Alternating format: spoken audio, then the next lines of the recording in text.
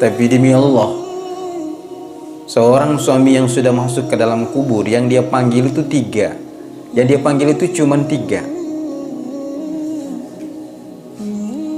Ketika dia sudah dimasukkan ke dalam kubur, kuburannya ini kemudian ditutup, di atasnya ditaruh papan, kemudian kuburannya ini Pak Bu itu kemudian ditutup pakai tanah, di atasnya diberi batu nisan, kemudian seluruh keluarganya, istri, anaknya itu cium batu nisan terakhir. Setelah itu mereka berpisah dengan ayahnya dan suaminya ini dari kuburan ini, mereka berpisah. Selang beberapa saat kemudian, maka dengan izin Allah, dia yang di dalam kubur ini dihidupkan kembali oleh Allah. Pada saat dihidupkan kembali oleh Allah ruhnya, maka dia duduk. Pada saat dia duduk, dia melihat sekelilingnya begitu gelap keadaannya. Keadaan kubur itu begitu gelap.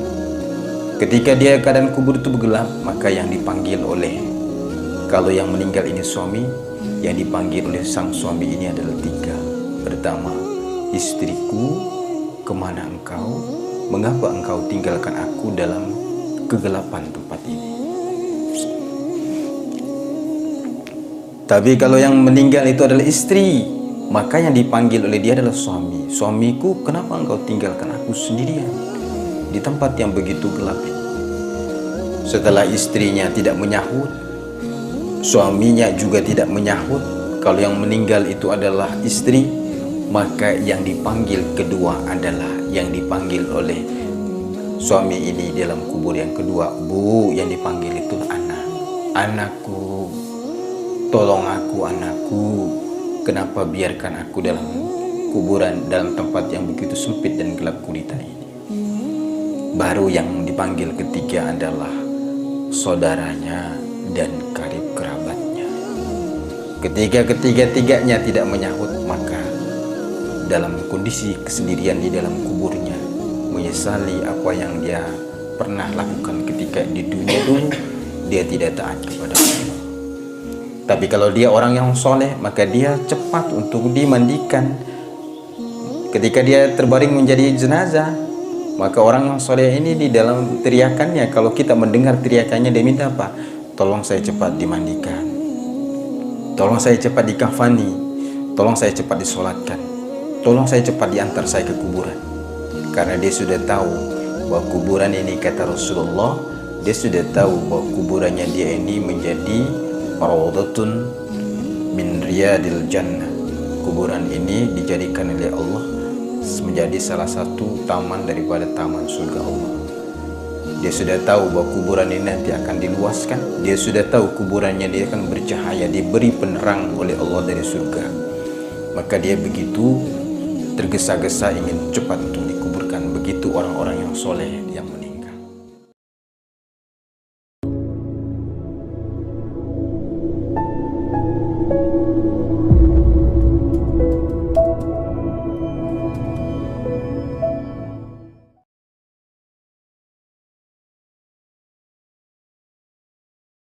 Assalamualaikum warahmatullahi wabarakatuh.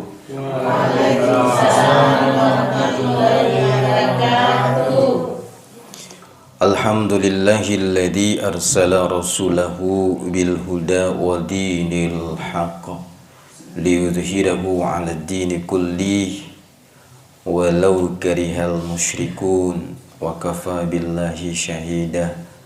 Asyhadu an la ilaha illallah wahdahu la syarika lah wa asyhadu anna Muhammadan abduhu wa rasuluh. Allahumma salli wa sallim wa barik ala sayyidina Muhammad wa ala alihi wa sahbihi ajma'in. Amma ba'd. Hadratil mukarramin yang saya hormati, para orang tua sepuh yang hadir pada malam hari ini. Lupanya Masya Allah lengkap ini, Pak Dula, Pak Sulaiman, Bapak Boli. Biasanya kalau Pak Sulaimannya datang, Pak Bolinya tidak datang. Kalau Pak Bolinya datang, pasti Pak Sulaimannya tidak datang. Masya Allah. Jadi itulah kehidupan kita, sudah semakin tua, banyak ujian yang Allah berikan. Dan yang saya hormati juga para pengurus musola, mudah-mudahan istiqomah. Walaupun ada beberapa pengurus yang tidak hadir malam hari ini, kita doakan mereka yang ada urusan di luar, segala hajat mereka dimudahkan oleh Allah Subhanahu wa taala. Ibu-ibu majelis taklim, alhamdulillah ada 1, 2, 3, 4, 5, 6, Masya Allah. Yang biasanya hadir ada 3, 4, tapi alhamdulillah malam ini hadir semua ibu-ibu majelis taklimnya. Seingatnya kita semua yang hadir malam hari ini, mudah-mudahan kita dalam kondisi sehat walafiat, selalu dimurahkan rezeki di tahun baru Islam 1 Muharram 1446 Hijriah. Kemudian salawat dan salam kepada junjungan Nabi Allah Muhammad Rasulullah sallallahu alaihi wasallam, kepada para keluarganya, para sahabat, para tabi'in, serta pengikutnya yang setia hingga yaumul kiamah. Mudah-mudahan kita yang masih mahabbah, jadi cinta kita diharapkan semakin hari semakin cinta kepada Rasulullah. Karena semua kita nanti harapan kita pada yaumul kiamah akan berjumpa dengan baginda Rasulullah sallallahu alaihi wasallam. Mahabbah cinta kita semakin bertambah, istiqomah juga kita semakin bertambah. Walaupun pekerjaan kita tiap hari jaga warung, tiap hari ada yang jaga minyak tanah, tiap hari ada yang jaga gorengan, ya, ada yang jaga pisang, ada yang juga, Masya Allah, ada yang jaga air galon. Air galon. Ada yang jaga pesta. Jadi kita semakin tetap istiqomah terhadap ajaran baginda Nabi Sallallahu Alaihi Wasallam. Peringatan Tahun Baru Islam 1 Muharram yang kita peringati setiap tahun. Sebenarnya peringatan ini mengingatkan akan satu hal. Apa itu satu hal itu, Bu? Bergantinya tahun, hakikatnya bagi kita sebagai manusia itu berkurang usia kita di hadapan Allah, bukan bertambah. Umur bertambah, usia berkurang. Umur Bertambah, usia berkurang. Nilai umur kita itu bertambah, angkanya bertambah, tapi hakikatnya di hadapan Allah usia kita itu semakin berkurang. Kalau usia kita itu semakin berkurang, maka sadar atau tidak sadar, Bu, saat ini kita sedang digiring oleh Allah kepada satu gerbang yang disebut dengan gerbang kematian, atau yang sering kita sebut dengan alam barzah. Bukan kita mau itu masuk alam barzah, tapi Allah yang mengantar kita itu, digiring oleh kita dari hari ke hari, detik ke detik waktu kita. Maka oleh karena itu, dengan pergantian 1 Muharram ini, sesungguhnya agar kita senantiasa setiap hari, setiap saat untuk memperbaiki diri. Yang amalannya kurang, ya diperbaiki. Sholatnya kita perbaiki. Puasanya kita perbaiki. Yang sedekahnya kurang, kita perbaiki. Karena setiap apa yang kita lakukan, dari setiap detik yang kita lewati di atas dunia ini, semua itu nanti akan kita pertanggungjawabkan di hadapan Allah. Umur kita akan dimintai pertanggungjawaban.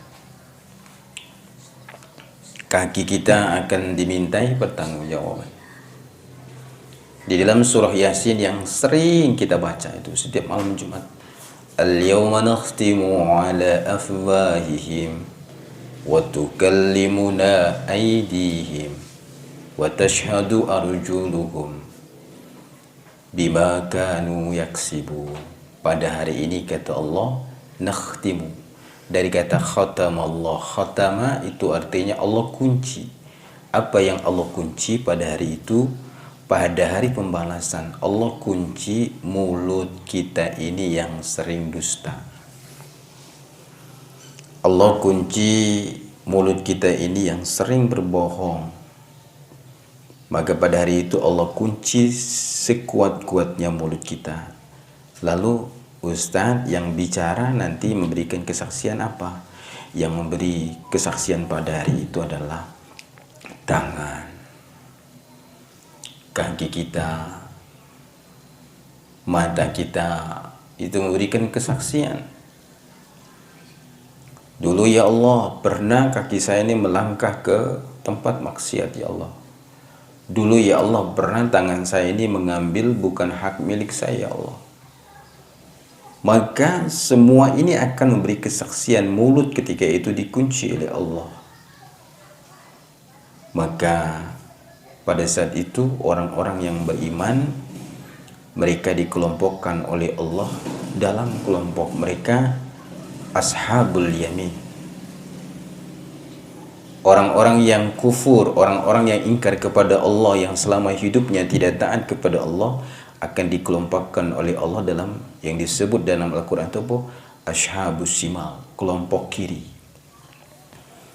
Kelompok kanan inilah yang diberi kitab oleh Allah dari arah sebelah kanan. Kelompok kiri diberi catatan amal mereka dari arah sebelah kiri. Maka amat sangat menyesal kita pada hari itu, Bu. Makanya saya sering katakan, Bu, kalau lagi sedang jualan, maka niatkan jualan kita itu untuk ibadah. Niatkan itu. Kalau kita lagi sedang kerja, maka niatkan kerjaan kita itu untuk ibadah. Niatkan karena Allah. Amal itu tidak akan berarti di hadapan Allah itu tanpa niat. Itu. Jangan niat jualan untuk hanya semata apa? Rata-rata kita itu apa, Bu? Mencari keuntungan. Itu Masya Allah amat sangat menyedihkan kalau kita mencarikan keuntungan. Tapi niat kita itu dari jualan kita itu karena apa? Satu, karena Allah. Yang kedua, niat jualan kita itu adalah membantu orang lain. Siapa tahu ada tetangga kita, saudara kita yang datang dari jauh belum makan, dengan ibu itu masak, dengan ibu menyiapkan kopi, menyiapkan teh, menyiapkan susu, maka secara tidak langsung itu kita bantu mereka. Jangan semata-mata mencari keuntungan. Agar apa? Yang sering saya katakan, amalan dunia itu menjadi amalan akhirat. Itu usia kita ini tidak bertambah terus, Bu, tidak. Umur kita itu di hadapan Allah itu tidak bertambah, berkurang. Sejak kapan itu berkurangnya? Semenjak saat detik itu kita dilahirkan oleh ibu kita. Seluruh tubuh kita itu keluar dari rahim ibu, maka pada saat itu juga usia kita itu berkurang di hadapan Allah. Makanya oleh karena itu di dalam Al-Quran itu jelaskan, awalam nu'ammirkum ma yatadakkaru fihi man tadzakkara. Ada orang yang dikasih umur panjang, umurnya sampai 70, 80, 90. Padahal umurnya Nabi berapa, Bu? Umurnya Nabi dan umurnya umatnya berapa itu? 60, 63 tahun. Kalaupun ada yang lebih dari 63 tahun itu sampai 70, berarti itu bonus. Syukur-syukur kalau usia kita itu sampai 60-63 tahun. Enggak tahu Bapak Dula sudah berapa sekarang? Sudah 60, 70. Sudah banyak. Masya Allah. Bapak Sulaiman 60 lebih, Masya Allah. Bapak Boli 80. Masya Allah. Bapak boleh punya banyak yang di luar. Masya, 84. Masya Allah. Merdeka itu kan saudara. Masya Allah. Jadi itu umur kita itu panjang, Masya Allah. Tetapi Allah beri umur kita panjang, pertanyaannya itu sengaja kami beri umur yang panjang agar mereka itu selalu ingat siapa, dari mana kita akan mau kemana, kita diciptakan oleh siapa, untuk apa kita hadir di atas dunia ini, nanti setelah ini kita akan kemana, itu ingat. Maka pada saat diberikan umur panjang oleh Allah, maka pada saat itulah kita semakin dekat dengan Allah Subhanahu wa ta'ala. Jadi bulan Muharram ini bulan yang dimuliakan oleh Allah. Dia termasuk min arba'atin hurum, termasuk salah satu 4 bulan yang dimuliakan oleh Allah. Ada 4 bulan diceritakan di dalam Al-Quran itu, ada 12 bulan dalam kalender Hijriah. Dari 12 bulan ini ada 4 bulan yang dimuliakan di dalam Islam itu. Satu apa? Dzulqa'dah. Yang kedua apa? Dzulhijjah. Yang ketiga apa? Muharram. Yang keempat apa? Rajab. 4 ini. Satu Dzulqa'dah, yang kedua Dzulhijjah, yang ketiga Muharram, yang keempat itu adalah Rajab. Kenapa disebut dengan bulan yang haram, bulan yang dimuliakan oleh Allah? Maka di situ dikatakan oleh Al-Quran, fala tuzlamu anfusakum. Maka kalian tidak boleh pada saat bulan-bulan mulia ini apa? Menganiaya diri kalian sendiri. Sepertinya apa? Kita bohong terhadap orang, berbuat curang terhadap orang, melakukan kemaksiatan, membunuh, berzina, minum khamar, itu dilarang oleh Allah pada bulan-bulan ini. Bahkan para dulu sebelum Islam itu datang, dibawa oleh Nabi SAW, maka pada zaman dahulu itu pada bulan-bulan ini apa? Seluruh pertikaian, peperangan antara suku itu dihentikan. Semua senjata-senjata mereka itu digantung. Karena begitu mereka menghormati 4 bulan ini, bulan ini adalah bulan yang mulia. Maka Muharram ini, disinilah tahun baru daripada Islam itu sendiri. Berarti 1 Muharram itu besok, berarti dalam kalender Hijriah, berarti besok ini adalah bulan yang pertama kita. Bulan 1 Muharram. Kendati bulan Masehinya itu bulan Juli.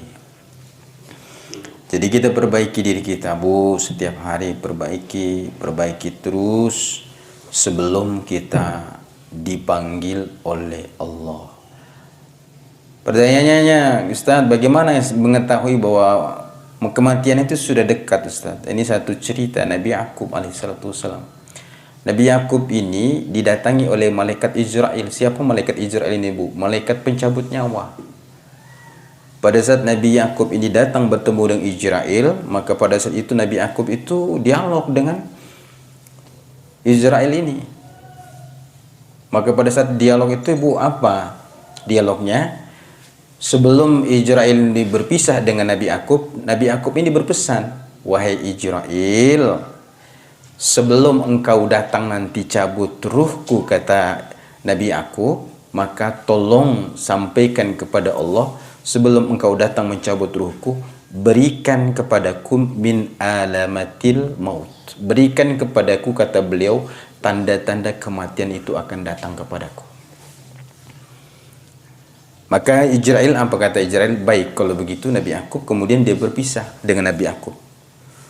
Setelah Israel ini pulang, Beberapa tahun kemudian baru kemudian Israel itu datang. Pada saat Israel itu datang, apa yang dilakukan oleh Nabi Yakub? Wahai Israel, kenapa engkau datang? Sudahkah saya pesan dulu bahwa sebelum engkau datang berikan tanda-tanda kematian kepadaku. Sebelum engkau mencabut ruhku, berikan tanda-tanda kematian kepadaku. Maka apa yang terjadi? Ibu-ibu yang dimuliakan oleh Allah, maka Israel mengatakan, ya baginda, ya Sayyidi, wahai tuanku, kata Israel, sesungguhnya Allah telah memberikan tanda-tanda kematian kepada engkau. Apa kalau begitu? Apa tanda-tanda kematian kepada saya yang sudah ada? Maka Israel mengatakan tanda-tanda kematian. Satu, Bu, rambut Sulai sudah mulai beruban. Yang sudah mulai beruban satu-satu ini ya, Ingat tuli gigi ompong. yang kedua, mata itu sudah mulai berkunang-kunang. Penglihatannya sudah tidak terlalu jelas. Yang ketiga, makannya sudah tidak terasa enak seperti dulu. Makannya itu harus dipilih-pilih. Kalau kita masa muda dulu kan apa saja dimakan kan enak gitu. Sekarang itu harus banti-banti makanannya itu. Yang keempat kata beliau, coba kamu angkat, wahai tuanku, angkat beban itu, mampukah engkau? Maka Nabi aku mengatakan, saya tidak mampu mengangkat lagi beban yang berat itu, karena fisikku sudah lemah. Maka fisik yang lemah ini, kata Israel, itu adalah tanda Allah telah beri kepada kita tanda-tanda kematian. Maka oleh karena itu, Bu, yang udah sering sakit-sakitan, udah banyak-banyak istighfar, azan dikumandangkan jangan lupa sholat, baik-baik dengan orang-orang di sekitar kita, banyaklah bantu orang. Maka insya Allah, siapa tahu nanti ketika kita nanti dalam kebaikan, tiba-tiba Allah cabut nyawa kita, maka insya Allah dalam kebaikan pasti kita akan mati dalam keadaan husnul khotimah.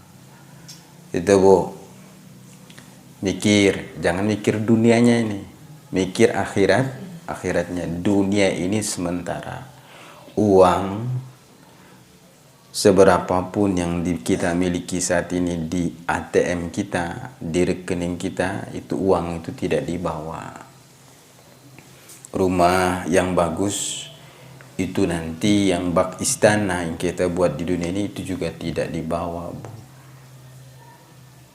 Kendaraan kita yang ada motor, ada mobil juga itu tidak dibawa. Yang kita bawa apa?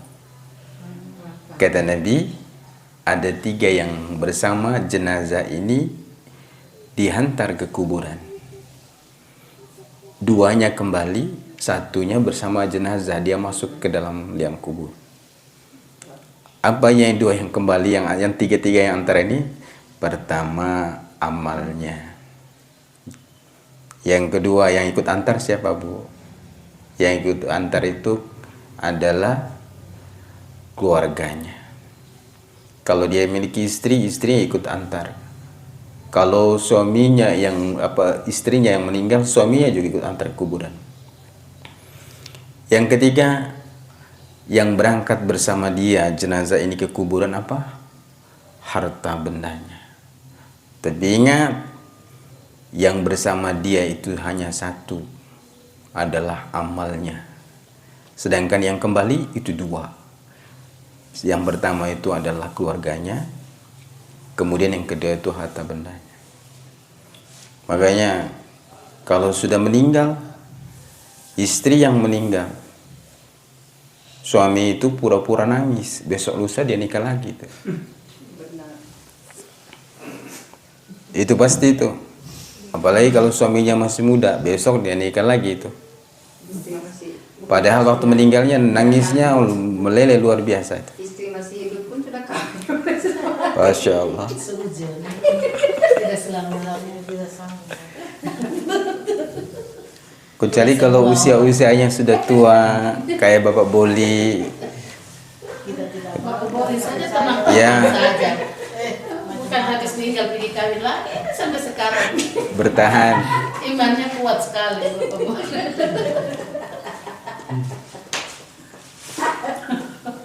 Yang masih muda-muda itu kalau ketika istrinya meninggal pasti menangis sesaat.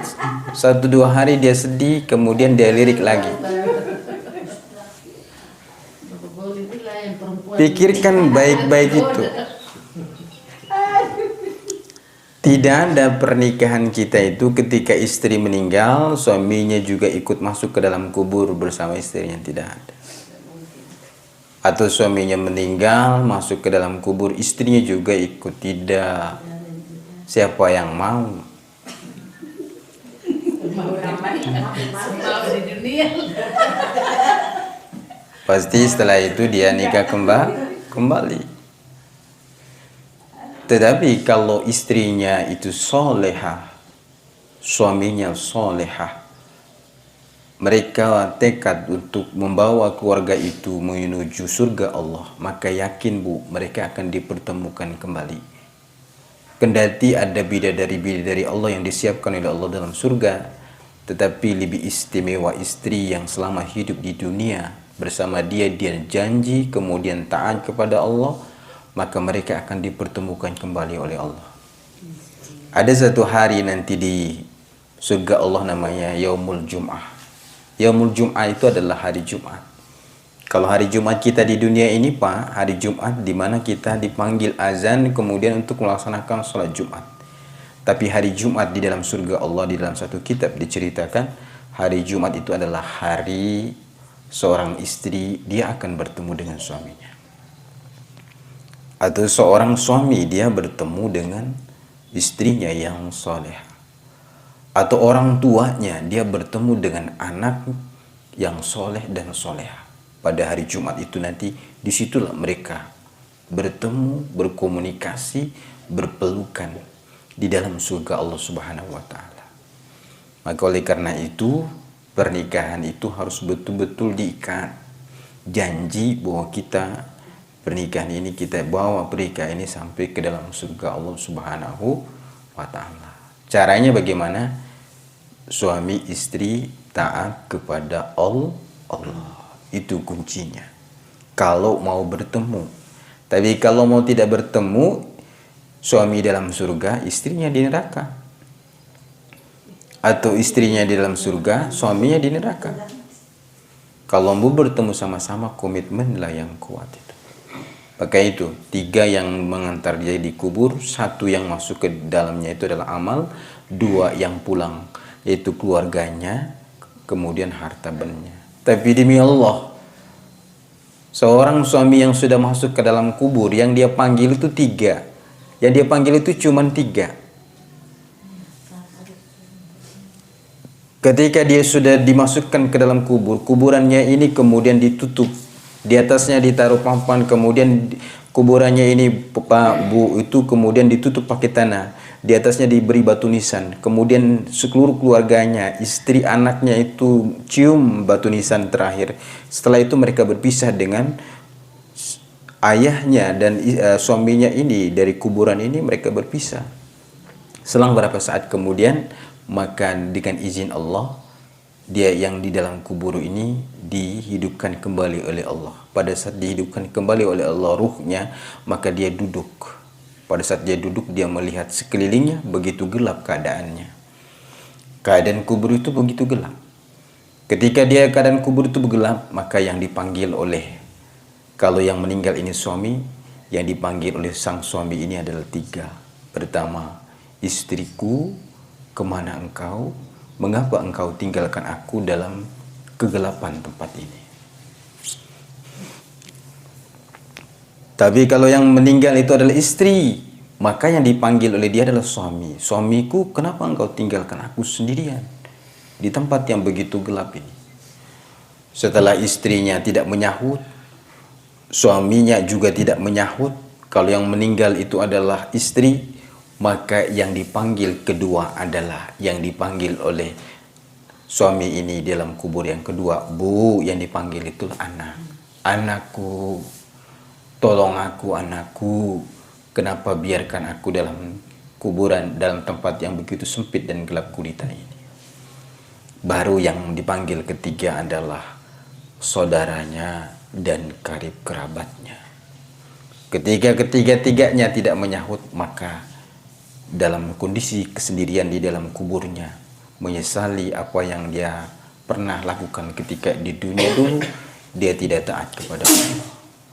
Tapi kalau dia orang yang soleh, maka dia cepat untuk dimandikan.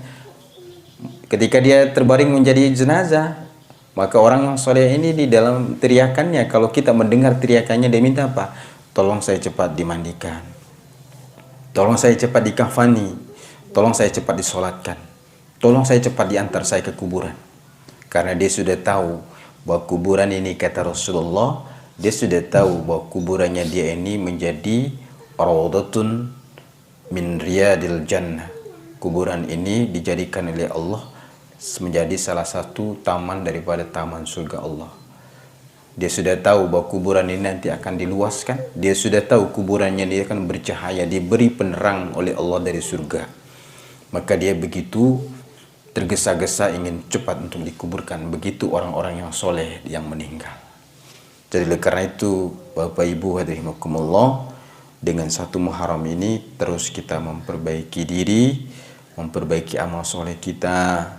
Jangan usahakan jaga sholat kita, puasa kita, pergaulan kita di sekitar kita, bahwa saudara kita jangan memandang bahwa ini adalah seagama dengan kita, ini tidak seagama dengan kita. Semua kita adalah saudara kita, saudara sesama manusia.